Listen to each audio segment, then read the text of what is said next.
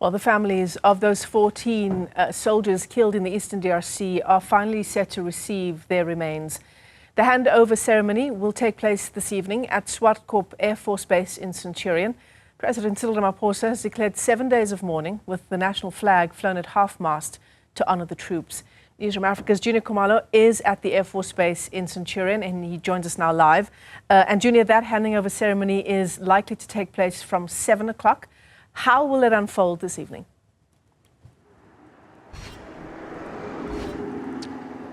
Indeed, Michelle, that ceremony, the handover ceremony, is likely to take place later this evening. We still have not gotten all the details in terms of how that is likely to unfold. There are a lot of questions on whether the President Cyril Ramaphosa, is going to be attending this ceremony or not. But previous precedents when it comes to receiving the mortal bodies of SANDF officials seem to suggest that the President does not attend those events. It's usually the Minister of Defense, the Deputy Minister of Defense, and as well as the Chief of the Military of South Africa that attend such events. So we do expect the Minister of Defense, Angie Motshekga, and her Deputy, Bantu Holomisa, to be the ones who actually preside over this event. But also the families of these 14 individuals are expected to be brought in from all of the various provinces to come and attend this handover. For now, what we understand is that the mortal remains of the 14 SANDF officials who passed away between the 23rd and the 27th of January have arrived in South Africa. We understand that they are at the one military base here in Pretoria. It's about 7 minutes from where we are here at this air base. So we do expect that those mortal remains are going to be transported just closer to about 6 o'clock to this air base, where all of the dignitaries and the families are going to be awaiting their arrival here at the military base, Michelle. But this has not been an easy undertaking when it comes to these individuals coming back to South Africa. Initially, they were thought to be brought into South Africa on the 5th of February. This was postponed to the 7th, and then now we understand that they are only going to be received by the families today. The challenge there being that this event was overseen by the United Nations with the assistance of some of the South African officials in the United Nations who were in charge of bringing back these mortal remains. They had to be transported from Goma to Rwanda, Kigali, where they were flown into Uganda. From Uganda, that's where we understand that some of those post-mortems had taken place, and then they were brought into South Africa, Michelle.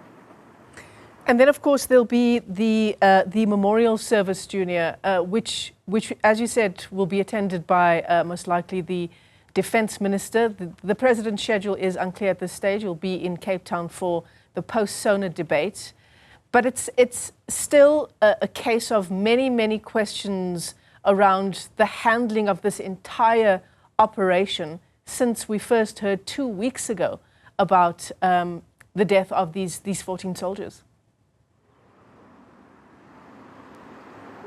Indeed, Michelle, there's been a lot of questions around initially the deployment of these soldiers. Why were they deployed to the DRC? We understand that they were part of the SADC mission, that the peacekeeping mission from the SADC region that was deployed.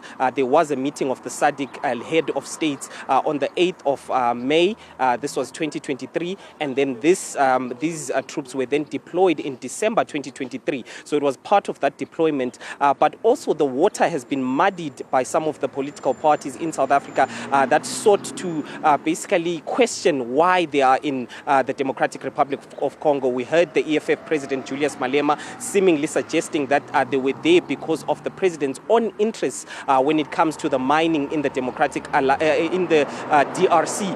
But this there's no proof that he has put forward as to this being the reason why they were deployed there. But obviously the families of these individuals now will have questions because the defense minister, the president himself, the minister of international relations as well, have at times lacked in terms of giving them the full details, the families, of what really happened. There are also allegations that these individuals did not have the right ammunition as they were fighting the M23 rebels in the eastern DRC. So these are also questions that the family members will be having for the defense minister on where did they have the right equipment when they went to the DRC? Why has it taken so long? And why has there not been any communication when it comes to the M23 itself and the Rwandese government? They have been active and on social media. We've seen Paul Kagame on social media also accusing the president of South Africa, Cyril Ramaphosa, of calling the Rwandan army a militia. So they have been very active when it comes to communicating their own stance and their own point of view. But the South African government has chosen to rather take the back seat.